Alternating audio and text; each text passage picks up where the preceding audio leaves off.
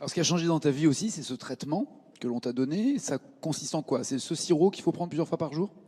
Oui, c'est une cuillère de sirop matin, midi et soir.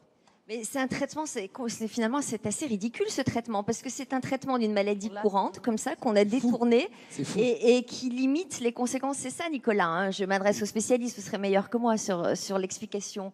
Oui, tout à fait. Ça fait partie de ces syndromes dans lesquels des traitements existent, à condition effectivement de les diagnostiquer. Ouais. Et c'est ça qui est absolument extraordinaire. C'est-à-dire qu'on passe à la fois d'une errance diagnostique qui peut être un parcours absolument dramatique pour des personnes et pour des familles, à un moment où on a posé un diagnostic et en plus le traitement, il existe. C'est un vieux traitement, bien sûr. On l'a pas découvert en fonction du diagnostic, Alors, pourquoi mais c'est on si peut le donner. difficile de faire le diagnostic? Alors, pourquoi on met autant de temps?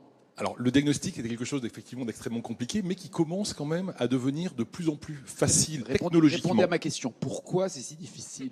Pourquoi c'est si long et pourquoi c'est si difficile? Pourquoi? Maladie très c'est si long parce que sophistiquée. d'abord, ce sont des maladies qui sont extrêmement variées, extrêmement nombreuses, et donc on ne peut pas faire le diagnostic pour l'instant encore de la totalité des maladies, mais on commence à y arriver. Clairement. Et l'AFM Téléthon, je peux vous dire, finance des programmes absolument magnifiques. Mais ça veut dire de qu'il faut des diagnostic. appareils très coûteux, du séquençage à haut débit, c'est Oui, ça, c'est pour arriver à faire des C'est diagnostics ça. plus précis et plus Il rapides. faut des outils de très haute technologie, mais qui permettent aujourd'hui de séquencer, c'est-à-dire d'analyser en simultané quasiment la totalité des gènes d'une même personne, et donc d'aller beaucoup plus vite, à une seule condition, hein, c'est que ça reste quand même une discipline médicale, on fait de la médecine. Et en faisant de la médecine, on doit toujours, bien sûr, analyser les symptômes de la personne en fonction des résultats que communiquent ces appareils. Et c'est en corrélant les deux aspects que là, on arrive à faire du diagnostic.